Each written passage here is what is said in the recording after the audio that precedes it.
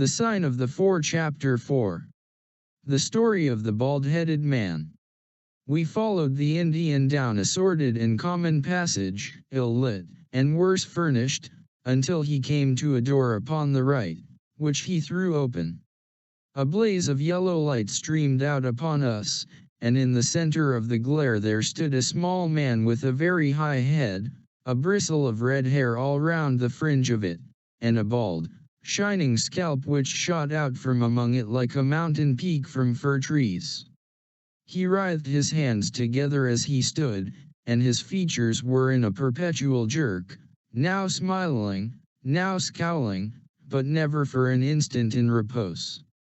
Nature had given him a pendulous lip, and a too visible line of yellow and irregular teeth, which he strove feebly to conceal by constantly passing his hand over the lower part of his face. In spite of his obtrusive baldness, he gave the impression of youth. In point of fact, he had just turned his 30th year. "Your servant, Miss Morstan," he kept repeating, in a thin, high voice. "Your servant, gentlemen. Pray step into my little sanctum.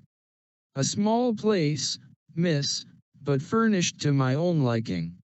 An oasis of art in the howling desert of South London."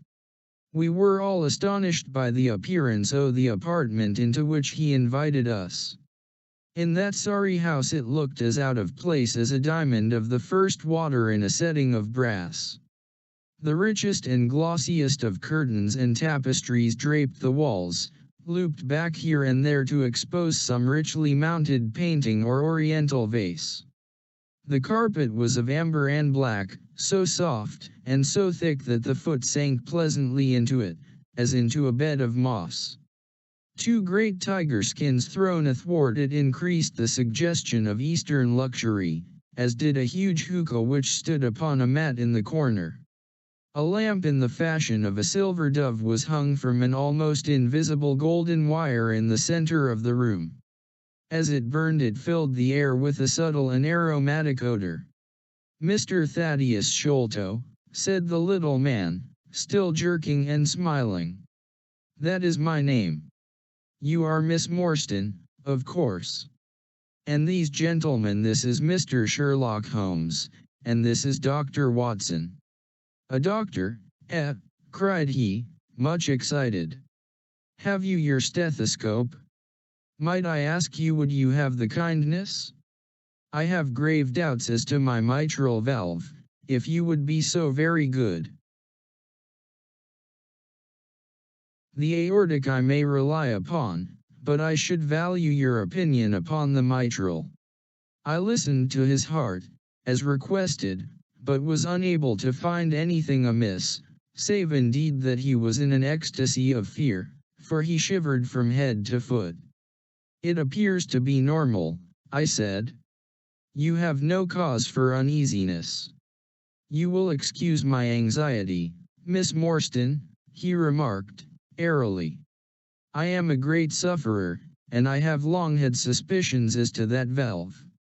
I am delighted to hear that they are unwarranted. Had your father, Miss Morstan, refrained from throwing a strain upon his heart, he might have been alive now." I could have struck the man across the face, so hot was I at this callous and offhand reference to so delicate a matter. Miss Morstan sat down, and her face grew white to the lips. "I knew in my heart that he was dead," said she. "I can give you every information," said he, "and, what is more, I can do you justice, and I will, too, whatever Brother Bartholomew may say. I am so glad to have your friends here, not only as an escort to you, but also as witnesses to what I am about to do and say. The three of us can show a bold front to Brother Bartholomew. But let us have no outsiders, no police or officials. We can settle everything satisfactorily among ourselves, without any interference. Nothing would annoy Brother Bartholomew more than any publicity." He sat down upon a low settee and blinked at us inquiringly with his weak, watery blue eyes. "For my part," said Holmes, "whatever you may choose to say will go no further." I nodded to show my agreement. "That is well. That is well," said he. "May I offer you a glass of Chianti, Miss Morstan? Or of Tokay? I keep no other wines. Shall I open a flask? No? Well, then, I trust that you have no objection to tobacco smoke, to the mild balsamic odor of the Eastern tobacco. I am a little nervous, and I find my hookah an invaluable sedative." He applied a taper to the great bowl, and the smoke bubbled merrily through the rose water. We sat all three in a semicircle, with our heads advanced, and our chins upon our hands, while the strange, jerky little fellow, with his high, shining head, puffed uneasily in the center. "When I first determined to make this communication to you," said he, "I might have given you my address, but I feared that you might disregard my request and bring unpleasant people with you.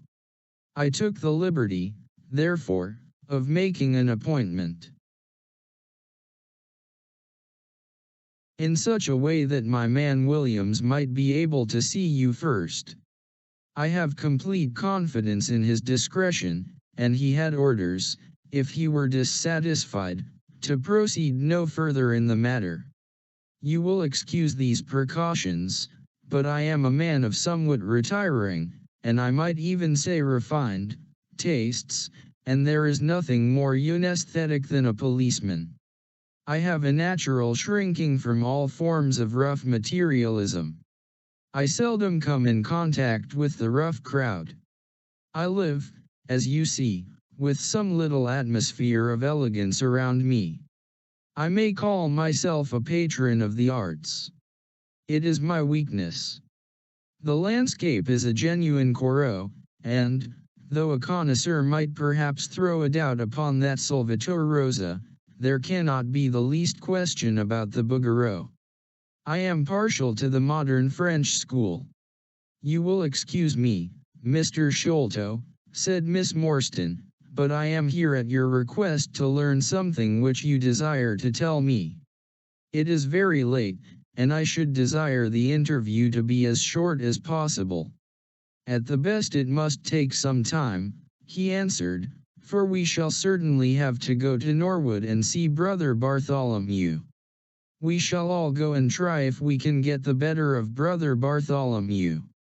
He is very angry with me for taking the course which has seemed right to me. I had quite high words with him last night.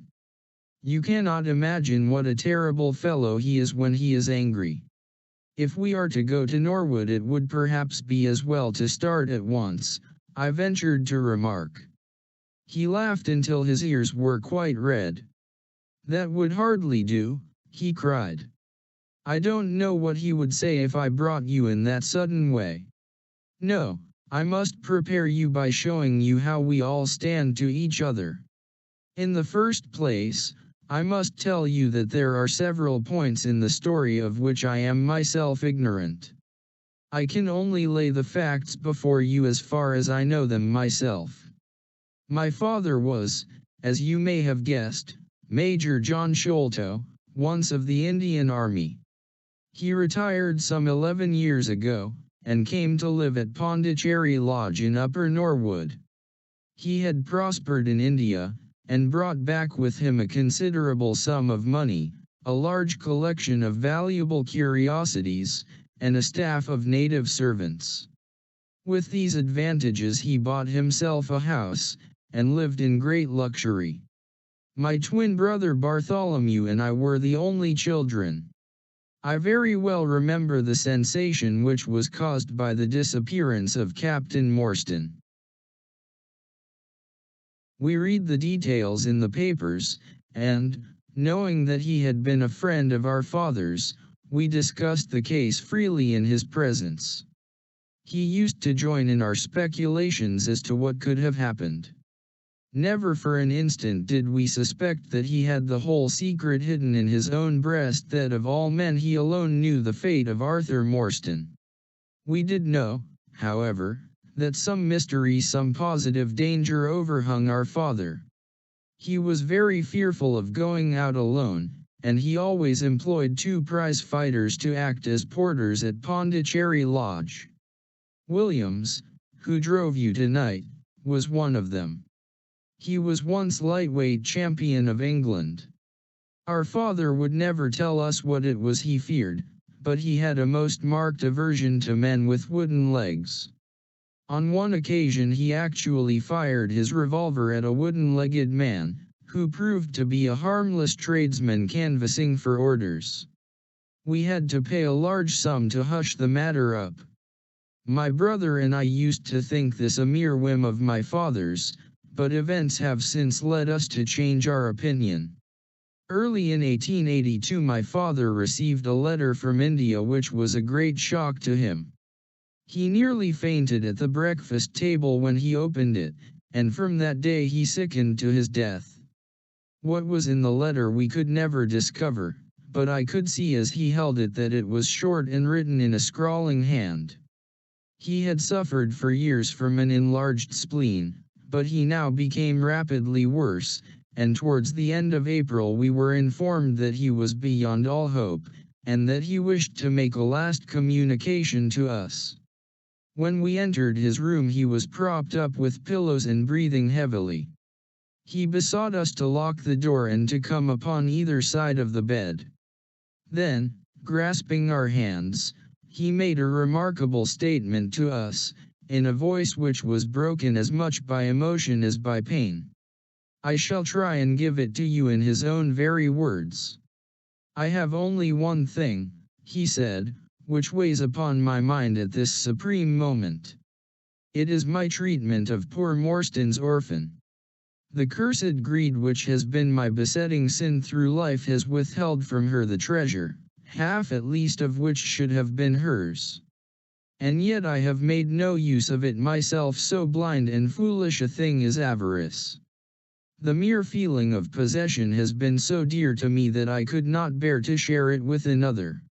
See that chaplet dipped with pearls beside the quinine bottle. Even that I could not bear to part with, although I had got it out with the design of sending it to her. You, my sons, will give her a fair share of the Agra treasure. But send her nothing, not even the chaplet, until I am gone. After all, men have been as bad as this and have recovered. I will tell you how Morstan died, he continued. He had suffered for years from a weak heart, but he concealed it from everyone. I alone knew it. When in India, he and I, through a remarkable chain of circumstances, came into possession of a considerable treasure.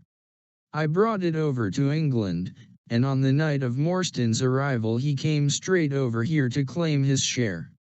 He walked over from the station, and was admitted by my faithful Lal Chowdar, who is now dead.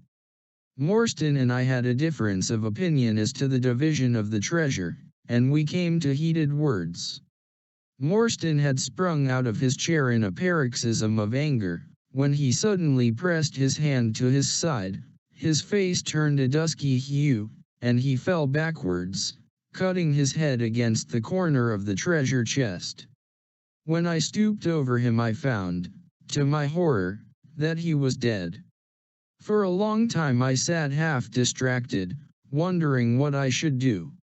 My first impulse was, of course, to call for assistance, but I could not but recognize that there was every chance that I would be accused of his murder. His death at the moment of a quarrel, and the gash in his head, would be black against me. Again, an official inquiry could not be made without bringing out some facts about the treasure, which I was particularly anxious to keep secret. He had told me that no soul upon earth knew where he had gone. There seemed to be no necessity why any soul ever should know. I was still pondering over the matter, when, looking up, I saw my servant, Lal Chowdar, in the doorway.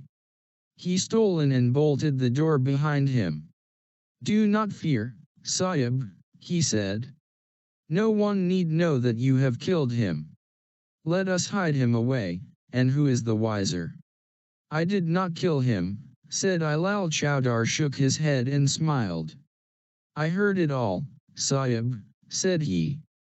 I heard you quarrel, and I heard the blow. But my lips are sealed. All are asleep in the house. Let us put him away together. That was enough to decide Med. If my own servant could not believe my innocence, how could I hope to make it good before 12 foolish tradesmen in a jury box? Lal Chowdar and I disposed of the body that night, and within a few days the London papers were full of the mysterious disappearance of Captain Morstan. You will see from what I say that I can hardly be blamed in the matter. My fault lies in the fact that we concealed not only the body, but also the treasure, and that I have clung to Morstan's share as well as to my own. I wish you, therefore, to make restitution. Put your ears down to my mouth.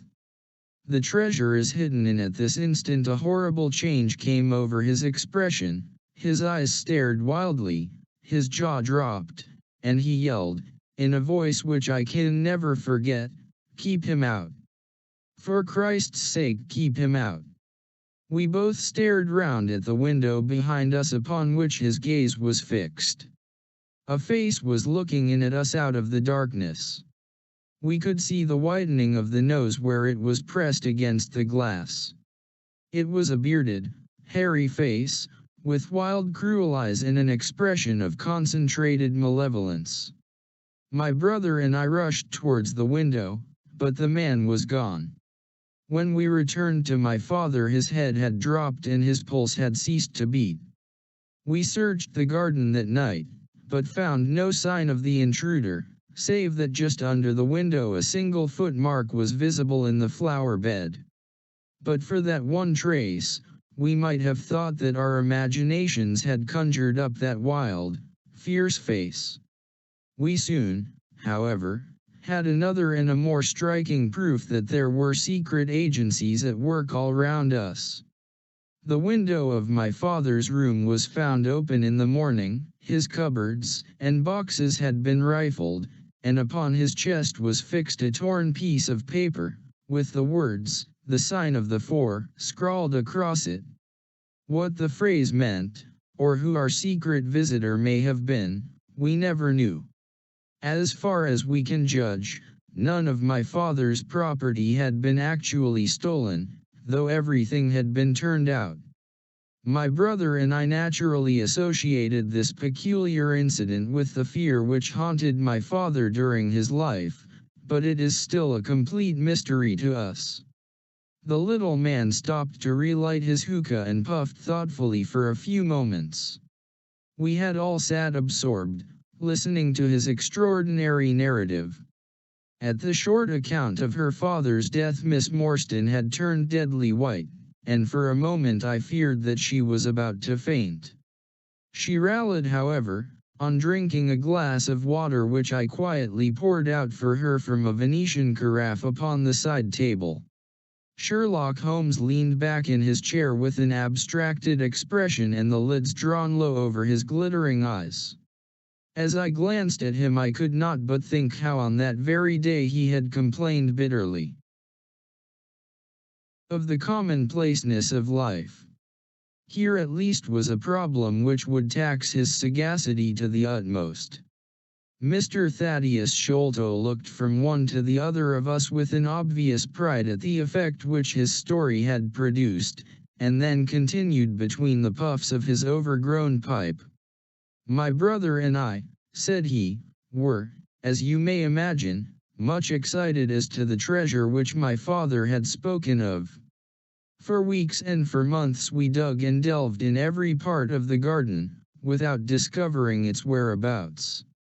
It was maddening to think that the hiding place was on his very lips at the moment that he died.